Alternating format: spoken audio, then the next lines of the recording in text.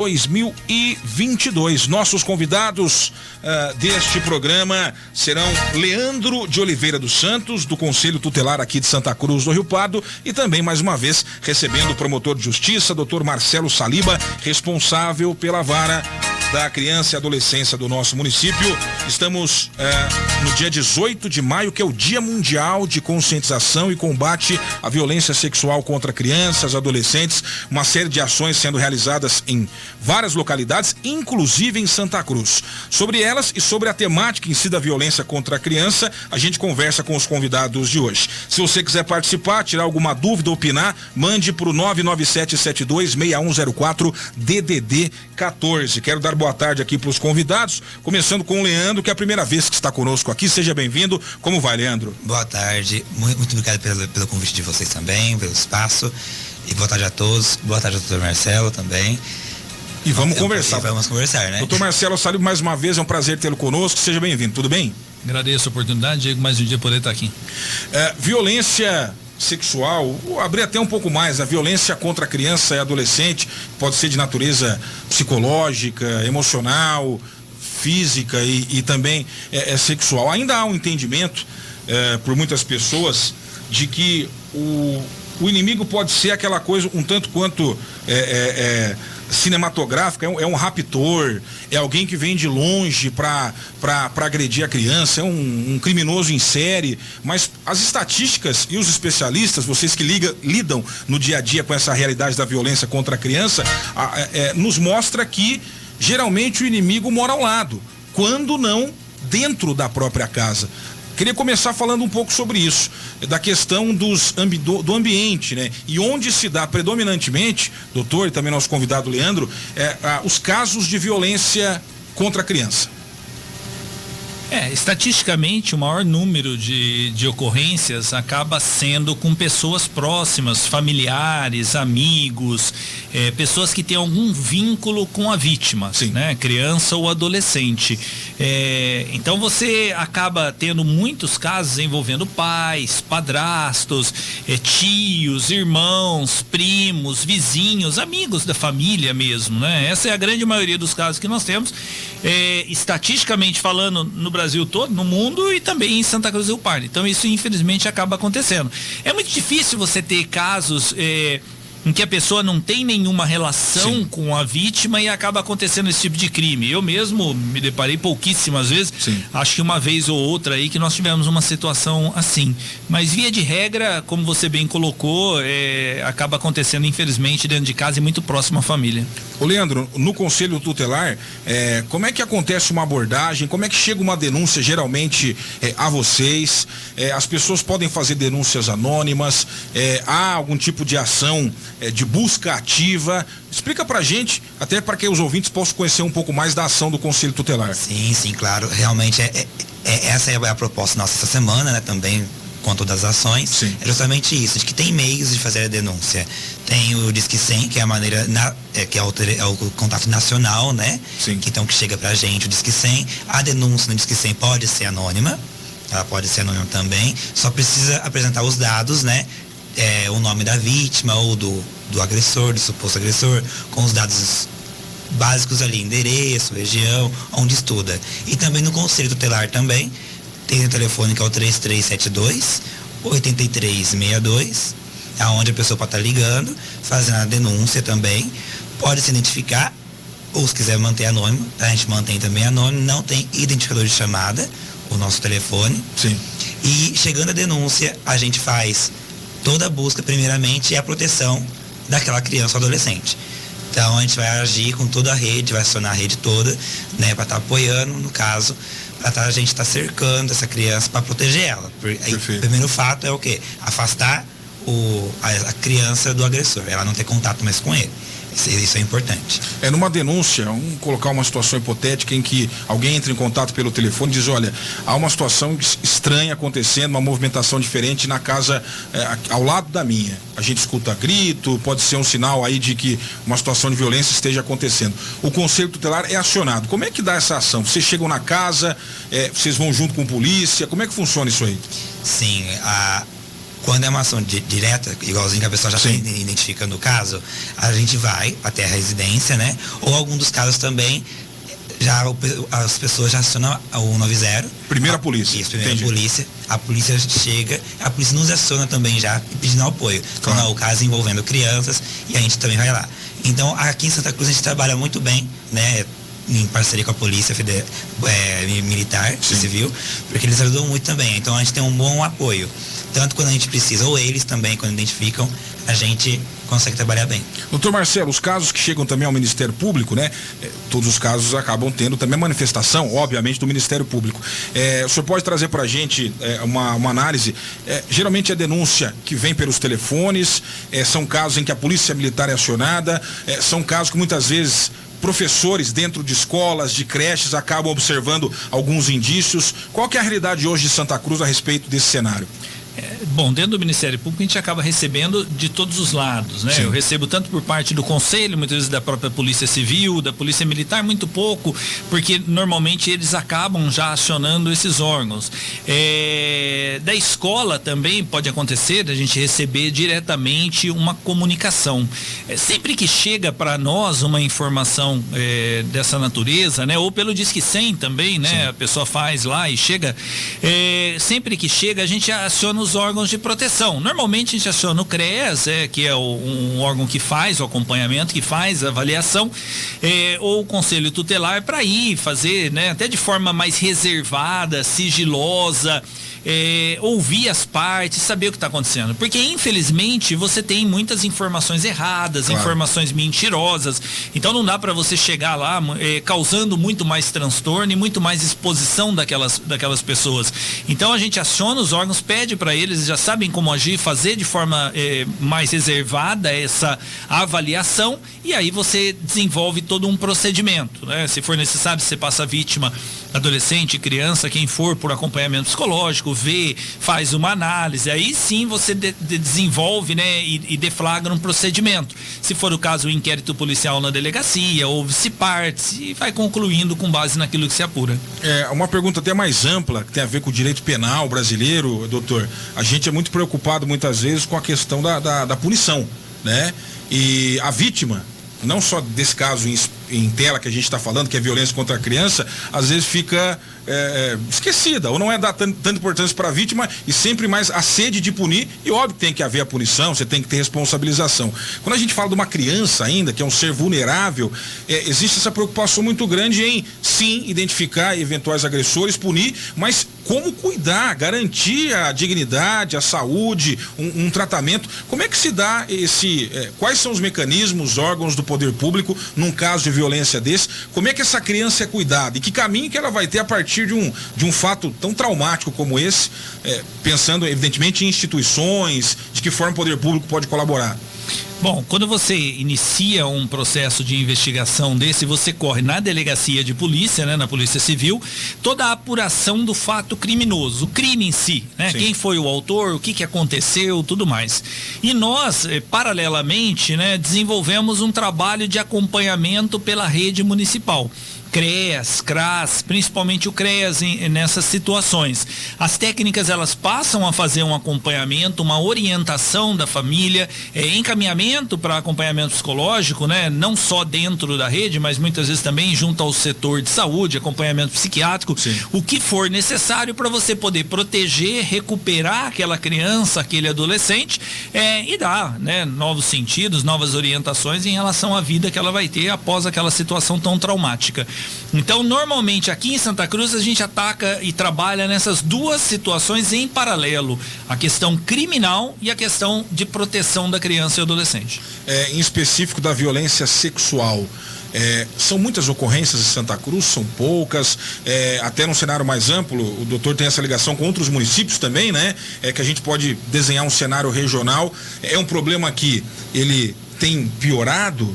Ele melhora no sentido de menos ou mais incidência? O que vocês podem falar pra gente do ponto de vista do MP e também do Conselho Tutelar? Fiquem à vontade. Eu sempre falo o seguinte: quanto mais luz você dá a determinados assuntos, mais ele acaba se tornando público e mais comunicações você tem. Sim. Então, o objetivo da campanha, né, desse mês é você dar visibilidade para uma questão tão preocupante, para uma questão tão importante. E dando visibilidade, as pessoas ouvem e acabam sabendo caminhos para comunicar. Sempre que você tem mais visibilidade, mais conversa, mais abordagem, mais comunicações, mais ocorrências vão surgir. Mais gente vai ter coragem de ir até a delegacia, mais jovens, adolescentes vão ter coragem de contar ao conselho ou ao professor o que aconteceu. Quando o assunto ou quando o município ele não tem estrutura e não tem atendimento, aquilo fica meio que no escuro, meio que reservado. Isso acaba não ganhando foco, não ganhando comunicação. Então, duas questões é importante a gente avaliar. Não é porque você tem um município com mais ocorrências que isso acaba tendo no município um maior número de casos, certo? Isso pode estar relacionado a uma maior estrutura de atendimento. Quanto mais atendimento você der, mais apoio, mais pessoas vão ter coragem de revelar o fato. Claro. Aqui em Santa Cruz a gente tem comunicações? Sempre tem, quase que semanalmente eu recebo informações a respeito de apurações, novos procedimentos que são instaurados, tudo mais. Todos os casos chega à conclusão que houve abuso? Não. Muitos casos são arquivados. Muitos casos você não tem uma prova, muitos casos não aconteceram. Foi uma situação ali equivocada, errada, em termos de comunicação ou em termos até de mentira mesmo. E outros casos tem. Então você tem aí uma média, vamos dizer que quase uma ocorrência aí, uma comunicação por semana. Não significa... De um possível abuso. Sim, de um possível ato de abuso. Você está com tempo no conselho, Leandro? Eu estou faz 2 meses, né, no conselho. Você já está então há pouco tempo, né? Sim, talvez para fazer um comparativo fique mais difícil porque você está há menos tempo. Mas na rotina de vocês, o que você pode falar para a gente da incidência desses casos aí? Na rotina é assim como o doutor ele falou mesmo. No conselho mesmo chega, né, de diversas dúvidas e perguntas, os pais, os responsáveis às vezes, ou até às vezes os próprios adolescentes, né, que eles posteriormente, quando a gente convida para conversar, também conversam, e a gente descobre com a ação das escolas também. E essa ação da campanha, ela traz justamente isso que o doutor ele pontuou, que é a comunicação. Então aí a gente percebe que quanto mais a gente abre essa porta de comunicação, é melhor, porque a gente consegue colocar uma luz no entendimento em como saber se aquilo é um abuso ou não, se o que eu estou passando aqui é uma exploração sexual ou não é, e aonde eu posso pedir ajuda, com quem eu posso conversar. Entendi. Então essa ideia que a gente leva. A incidência é... Sim, eu quero pegar um gancho nessa fala do Leandro, doutor. Usar esse espaço, inclusive, para definir em termos jurídicos, o que de fato é um abuso, o que é uma exploração sexual. Evidentemente que o caso fático ele tem muitas nuances que dentro de um processo é que você vai poder avaliar isso. Do primeiro momento em que chega uma denúncia até, se for o caso de ter um processo, etc, etc. Mas existem várias questões. Quando a gente chega para o adolescente ou pré-adolescente, da questão da idade, da questão da vontade, o que é, o que não é, esses limites. O senhor podia falar um pouquinho para a gente sobre isso, esclarecer, né? Como o Leandro disse, para que as pessoas, será que está acontecendo ali, pode ser ou não é? O que o senhor pode falar para a gente sobre isso? O nosso Código Penal é quem define essas situações criminosas, né? Ele que traz lá a lei, o que é crime e o que não é crime. Então tem vários tipos, a gente fala tipos, são artigos, né? Uhum. Tem vários artigos definindo essas condutas delituosas, que vão desde aqueles atos de constrangimento, de violência em que há um ato sexual, né? Um constrangimento para a prática de um ato sexual, até muitas vezes situações em que você não chega a ter o ato sexual em cima, consumado, né? Como nós podemos dizer, mas tem outras situações envolvendo, como uma abordagem, né? Mais violenta, mais constrangedora. Então são vários tipos e, como você bem colocou, é difícil até explicar porque depende do fato em si.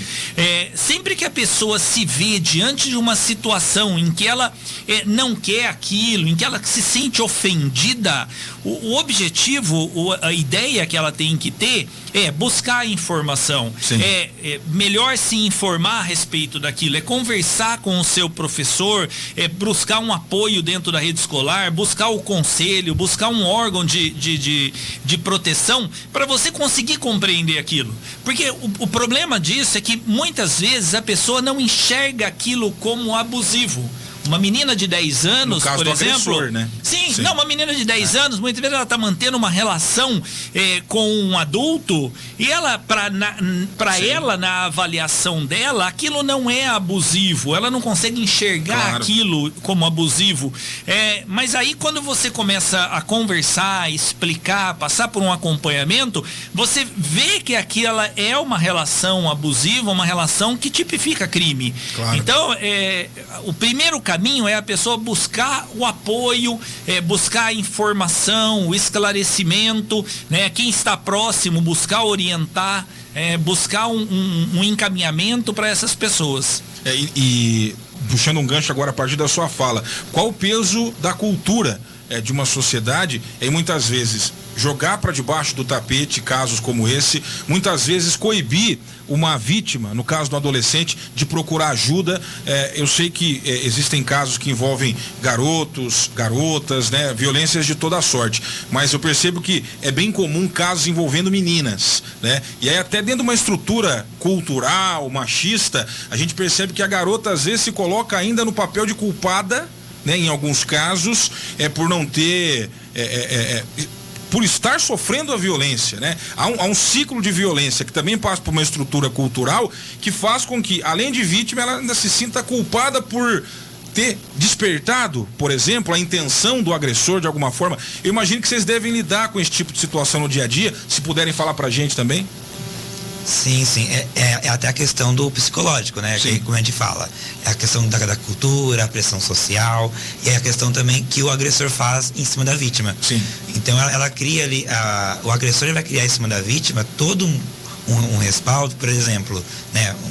A pessoa pode dizer, você quis, né? Sim. Você também quis estar comigo. Você deu a entender que queria. Você deu a entender que queria. Então começa a culpar ela mesma. E ela, nesse ciclo, por a maioria das vezes, o agressor ser tão próximo da vítima, então ele consegue acaba persuadindo muito bem a criança ou adolescente nessas questões.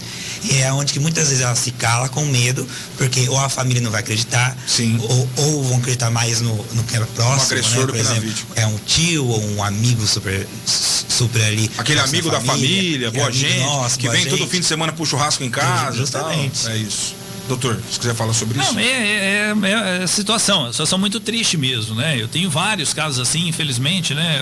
Os exemplos são diversos, né? Mãe que muitas vezes, né, fica brava com a filha, porque a filha estava usando muito shorts apertado em casa mesmo, né? E o ato sexual, portanto, que foi praticado, né, teria a culpa da menina.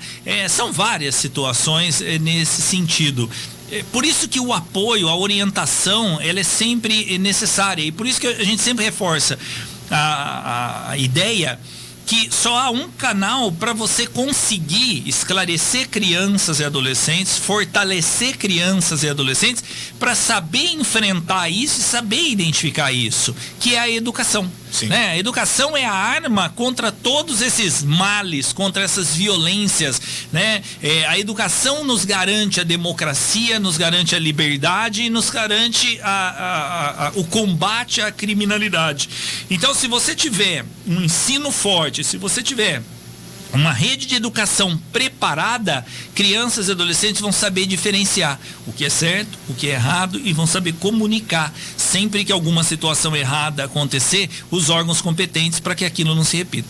Confirmando a hora certa, 12h59. Nossos convidados de hoje no Jornal Giro de Notícias: promotor de justiça, Dr. Marcelo Saliba, responsável pela vara da infância e adolescência. Conosco também o Leandro de Oliveira dos Santos, do Conselho Tutelar aqui de Santa Cruz do Rio Pardo. O assunto é violência contra crianças e adolescentes. Hoje, 18 de maio, é o Dia Mundial de Conscientização e Combate à Violência Sexual contra crianças e adolescentes.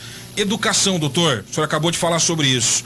Aí a gente entra no momento em que se mistura muitas questões de política com questões que são de fato ligadas pura e simplesmente à educação, e o tema educação sexual, para ser mais preciso, também virou inclusive item obrigatório em discurso político, enfim, como é que se chama, né, durante a campanha, enfim, item no discurso eleitoral aí de possíveis candidatos e tal. E se cria uma confusão muito grande quando é preciso. É fundamental você ter a questão da educação sexual. E aí você fala sobre... Vai ter que ser na escola. Se a criança passa a maior parte do dia dela na escola, ou a depender em outro tipo de instituição, isso vai ter que existir lá, né? O senhor dentro da perspectiva em Santa Cruz, para a gente ser mais próximos aqui da nossa realidade, o senhor acha que esse trabalho é bem feito? O senhor acha que as instituições e professores acabam enfrentando problemas também, aí por um certo conservadorismo meio torto, das pessoas não entenderem muito bem a importância do que se trata a educação sexual, ou isso é mais a nível nacional, é questão de rede social, esse bate-boca que existe sobre... Rede social, isso é aquela perda de tempo de rede social que acaba na prática não tendo nenhuma alteração para nós, como tantas e tantas outras questões, né, que não sai do campo da rede social e de um grupo menor que fica discutindo situações como essa. A grande maioria da população que sofre, que vive, né, o dia a dia, que tem a dificuldade pelos atos de violência, ela está muito distante dessas discussões, desses pormenores. Claro.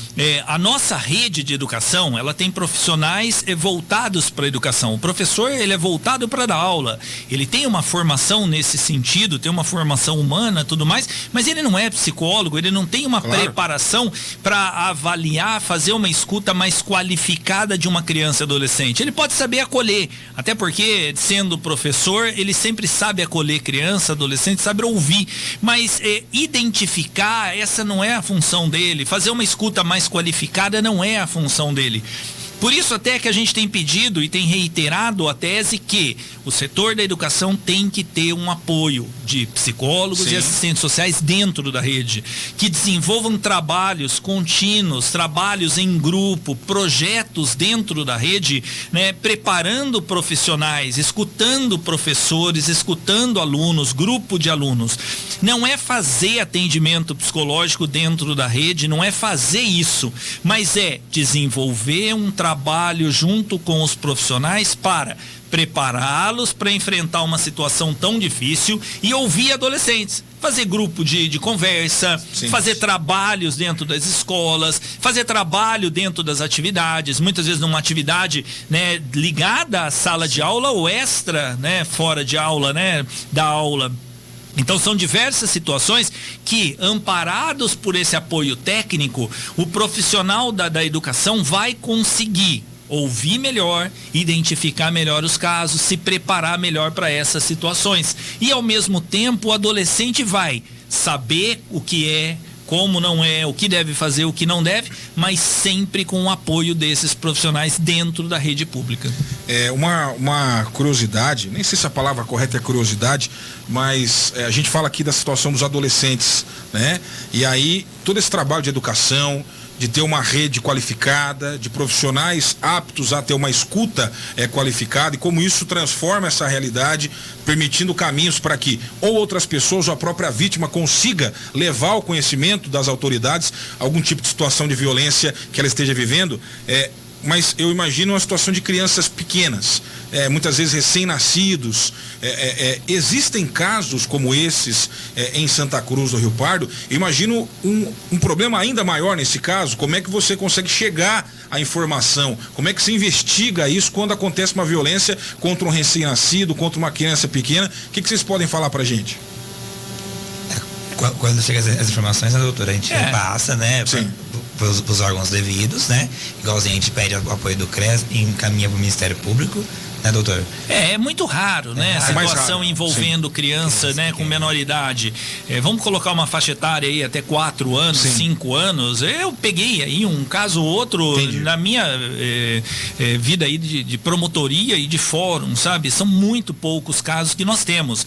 Agora, será que esse número baixo, ele é em decorrência da falta de comunicação? Porque uma criança de 4, 3 anos, ela é muito mais difícil de se comunicar. Claro. É muito mais difícil de uma psicóloga avaliar uma criança de 2 anos do que avaliar uma adolescente de 12 anos ou uma Sim. criança de 10. Então, é uma situação mais complicada quando se envolve crianças. Esse crime, ele já é um crime normalmente, né, quase na sua totalidade, ele sempre é praticado dentro de 4 paredes. Sim. Uma situação que você não tem uma prova testemunhal. Então, a vítima do ato de violência, seja ela uma criança ou um adolescente, ou uma mulher mesmo, né, ou um jovem, não importa, mas ele vai sofrer isso dentro de casa num momento fechado, em que ninguém vai estar ali, em que todos saíram, num momento mais reservado. Claro. Então, a prova, ela já é mais difícil. Agora, envolvendo uma criança, se torna ainda mais difícil. Você detecta muitas vezes como a criança começou a ter um problema de dor, né? A criança estava reclamando de dores na vagina. A criança foi passar pelo exame médico e o médico percebeu ali um machucado, uma lesão. Aí sim você começa a tentar apurar o que está acontecendo e muitas vezes você chega num crime. Mas tirando essa situação, há uma dificuldade maior de se apurar. Isso você pode trazer também como experiência no Conselho Tutelar. Você está há 2 meses, né, Leandro? Mas já chegou algum caso, denúncia, pelo menos, envolvendo crianças nessa faixa etária que o doutor citou, com menos de 4 anos, ou eles são realmente menos frequentes? São menos frequentes mesmo, porque nos 2 meses que eu estou lá mesmo, Sim. com crianças nessa faixa etária, não chega pra gente, e não chegou, é raramente mesmo chegar. Sim, doutor, a gente já encaminhando para o final da entrevista, até porque depois eu quero abrir espaço para que divulguemos as ações que estão acontecendo referente à campanha e tudo de maneira bem detalhada. O limiar entre educar, corrigir e você está cometendo uma violência, aí no caso física, contra uma criança, no caso do pai, mãe ou de um responsável legal. Casos como esse, em que aí, de novo, passando por uma questão também de cultura. Se a família acha que tem direito e que a educação, no caso, passa também por algum tipo de castigo físico, né? E até que ponto isso já, se é que tem, né, um limiar, até que ponto o castigo físico ele é permitido dentro da lei. É uma situação também, imagino, delicada. O que você pode falar a respeito disso pra gente? Alguns classificam como palminhas pedagógicas. Palminhas, né? Pedagógicas, um eufemismo, né?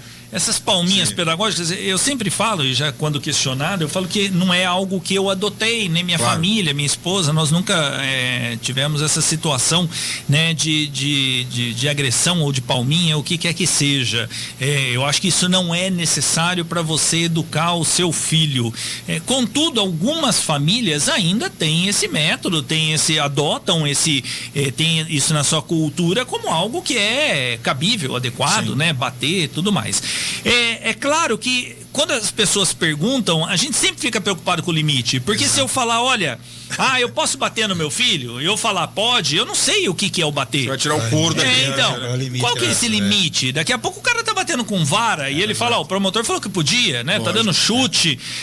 Então isso tem que ter uma situação em que seja, vamos dizer assim, aceito pela coletividade como algo que não se mostra com violência, que não se mostra com resultado que causa um sofrimento para aquela criança ou para aquele adolescente, né? Mas isso, obviamente, também é uma baliza meio difícil, Sim. porque uma criança pode sofrer com uma simples palminha e outro pode não sofrer com um golpe maior. Claro. Então, qual é a linha disso, né? Qual que onde que a gente vai parar e eu não posso transpor? Normalmente a jurisprudência, as nossas decisões, os tribunais, têm caminhado no sentido de não ocorrência de uma lesão, né? De um ferimento, não ocorrência de algo que causa sofrimento, constrangimento para a criança. Se causar um sofrimento, um constrangimento, né? Isso pode até configurar crime. O que não significa que vai configurar, sim, mas pode configurar. Mas cada caso é um caso. Perfeito. E a gente analisa situação por situação quando chega para nós. No Conselho Tutelar, chega a denúncia, justamente, olha, o vizinho está observando o do lado, dá uma sova na criança, ou a criança gritando. Porque aí, nesse tipo de situação que a gente está falando, talvez seja aquela mais visível, né? Eu tô ali vendo, passo em frente à casa de alguém, a criança tá tomando umas palmadas lá, opa, eu vou ligar no 100, né? Ou eu vou ligar pra polícia. Ou no conselho mesmo. Eu imagino, ou vai direto no conselho. Sim. São casos mais comuns, frequentes, e aí como é que é essa abordagem? Até pra ver o limite da palmada pedagógica, no sim, caso aí, Leandro. Surgem os casos, sim, né? Ou a pessoa, ela entra em contato com o conselho, muitas vezes, olha, eu estou vendo acontecer, sim, né? Eu reparei que aconteceu semana passada. Sim. A gente sempre orienta, olha, se você vê qualquer coisa acontecendo na casa, no mesmo momento, no ato que estiver acontecendo, aciona 190, que juntos estaremos acompanhando. Perfeito. 190 estaremos acompanhando. E aí, quando a gente vai fazer a abordagem, primeiramente a gente conversa com a criança, vê certinho como está acontecendo, sim, faz a orientação. Se o caso a gente constata, né, que está acontecendo a agressão em si e prejudicando, a gente caminha para aciona os órgãos responsáveis, CREAS, faz os encaminhamentos psicológicos e acompanha essa família junto com a rede em geral. Perfeito. Vamos falar então sobre esses eventos, as ações que estão acontecendo dentro desta campanha. Qual é a cor da campanha? O Maio Laranja. Maio Laranja, né? É o mês dedicado ao combate, conscientização sobre a violência sexual contra crianças e adolescentes. Hoje, 18 de maio, é o Dia Mundial, né? Dessa causa. Nacional, né? Dia Nacional, perdão. Dia Nacional desta causa. E estão acontecendo várias ações, inclusive em Santa Cruz. Se você quiser falar pra gente? Isso mesmo. Desde a semana passada, a gente começou já as visitas nas escolas, né? E conversando com os alunos, fazendo essa informação, sim, né, com os alunos, uma participação. E agora também essa semana, ontem teve a palestra voltada para o público da educação, né? E o Dr. Pedro participou também, ele deu umas palavrinhas com a gente lá ontem à noite. E hoje teve a passeata, né, que a gente já tinha feito de manhã, né? em 2018, 2019, e de pós-pandemia voltamos novamente. Então hoje de manhã teve a passeata na Conselheiro Dantas, com a apresentação da PAI depois na praça. E também hoje à tarde, na Feira da Lua, estaremos também fazendo uma ação ativa, que é de formação, conversa, e aonde terá alguns eventos, como o Balé Municipal que irá se apresentar, o pessoal da percussão está se apresentando também hoje lá.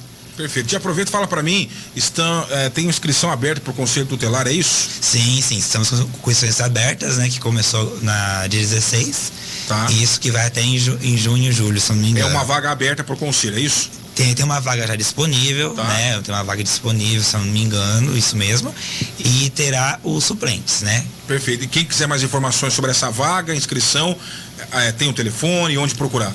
Pode estar procurando diretamente a assistência do CMDCA também, que é onde faz as inscrições, ou também, se tiver dúvidas, se comparecer lá no conselho também, a gente tira as dúvidas também e orienta também. Onde fica o Conselho Tutelar em Santa Cruz? O Conselho fica na Avenida Círio de Melo Camarinha, ali perto da onde era o antigo Acesso São Paulo. Perfeito. Doutor Marcelo, a importância dessas ações, dessas campanhas de conscientização e de autoridades como o senhor também participarem, né, junto com os órgãos desse segmento, o quanto isso expande o debate, qual a sua avaliação sobre?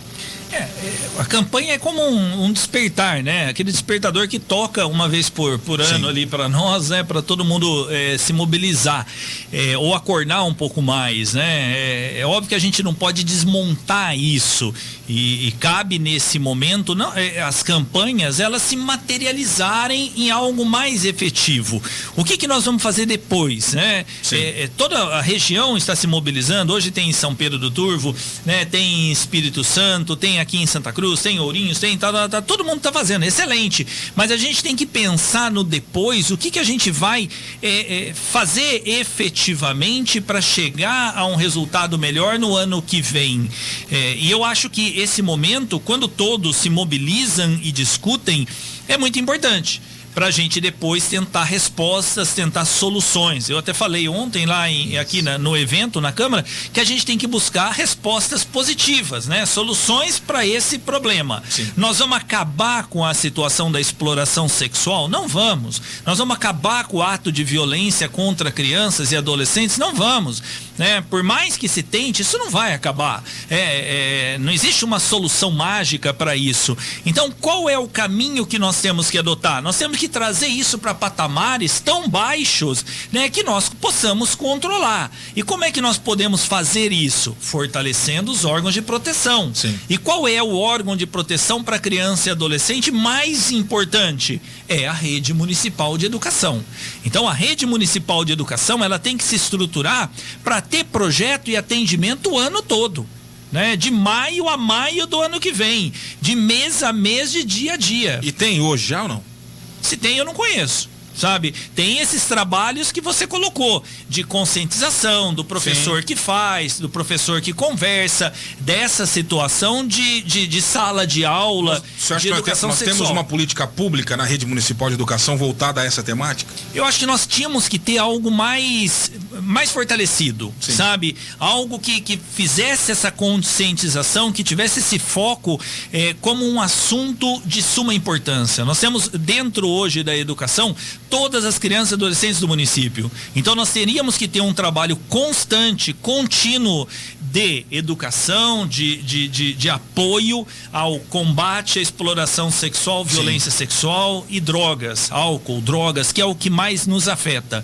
Dentro da rede, projetos, né, executados de forma cotidiana, constante. Que a campanha é legal, mas Sim. não adianta uma vez por ano vir falar, fazer porque não adianta uma você falar passeata, assim, né? Eu volto para a questão do Sim. psicólogo e da assistente social. Eu bato nisso porque, na minha visão, são eles que têm formação suficiente para dar sustentáculo Sim. e dar apoio aos professores e a demais profissionais. E em uma entrevista anterior, doutor, perdão, fazendo um parêntese, a gente falou desse assunto e o senhor cobrava justamente ter essas equipes à disposição dos colégios, não ser um atendimento daqueles profissionais que já estão na rede, que Sim. atendem um paciente comum, entre aspas, eles também prestarem algum atendimento dentro da rede de ensino. Teria que ser um grupo de pessoas, profissionais, especificamente para a rede de ensino, Sim. que à época não tinha em Santa Cruz. Passaram-se alguns meses, mudou alguma coisa ou não?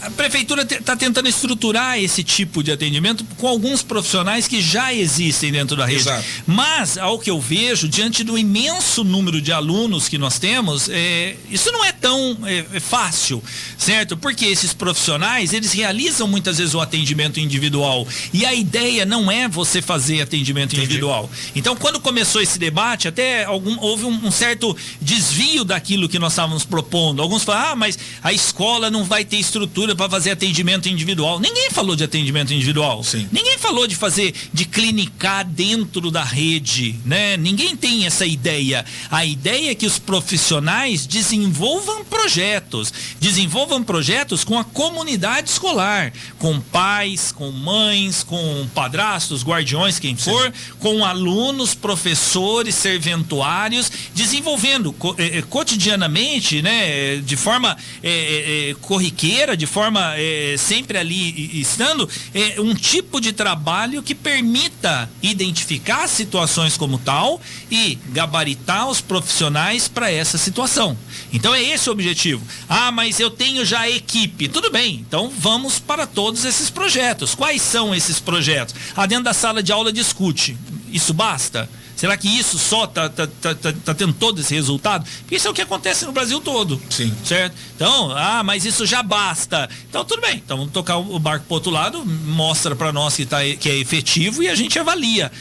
Mas, na minha visão, isso não basta. Perfeito. Certo? Nós temos um grande número de crianças e adolescentes em situação de risco e, na minha visão, né, ou pelo menos aí, tanto que há uma lei nesse sentido hoje, você tem necessidade de um atendimento mais especializado. Dr. Marcelo Saliba, promotor de justiça, conosco ao vivo no programa de hoje. Também recebemos aqui pela primeira vez nosso convidado, representando o Conselho Tutelar, o Leandro de Oliveira dos Santos. Já sabe o caminho, Leandro, sempre que quiser também participar, alguma sugestão de pauta de interesse público, a 104 FM está à disposição do Conselho Tutelar. Nós falamos hoje sobre violência contra crianças e adolescentes. Excelente papo, liberando aqui o doutor, principalmente, que já tem audiência daqui a pouco. Bom trabalho para vocês, obrigado pela participação e até a próxima. Muito obrigado, eu que agradeço também o convite, o conselho todo agradece. Agradeço também a oportunidade, estamos sempre à disposição. Muito obrigado. 13 horas mais 18 minutos, rápido intervalo, voltamos já. Ainda hoje, os destaques do setor policial nas últimas horas, bastidores da política, em especial a situação do secretário de Agricultura, o Mirtão de Caporanga. E aí, cai ou não cai? Como é que anda a sindicância interna da prefeitura, que investiga aí uma denúncia de que o Mirtão teria liberado máquinas públicas para fazer um serviço dentro de propriedade privada sem seguir o devido protocolo. Informações que ele pode cair a qualquer momento. Caindo, ele volta para a Câmara, e aí quem cai na Câmara é o Marco Cantor, é a dança das cadeiras. A gente fala sobre isso ainda hoje, o intervalo é rapidinho.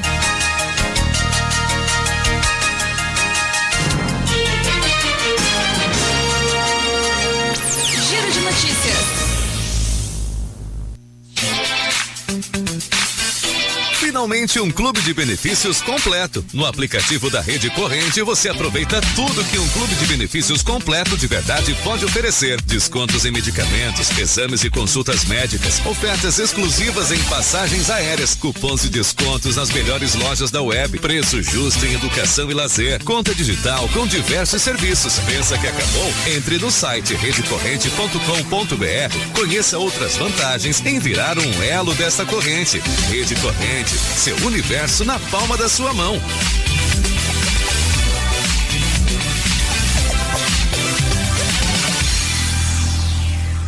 Rio Pardo Locação de Máquinas, a pioneira no ramo em locação de ferramentas, betoneiras, martelo rompedor, cortador de pisos, serra mármore, containers e muito mais. Trabalha com consertos de máquinas. É assistência técnica autorizada e exclusiva em Maquitas e Devalt. Tem ferramentas manuais, carrinhos de pedreiros, furadeiras, ponteiros, talhadeiras, escadas, luvas e muito mais. Rio Pardo Locação de Máquinas é onde sua obra não empaca e o serviço rende. É na Carlos Rios, próxima ao supermercado São Judas Tadeu. Chácara Peixe, fale com o amigão João Paulo, ligue 3372-5975, 3372-5975.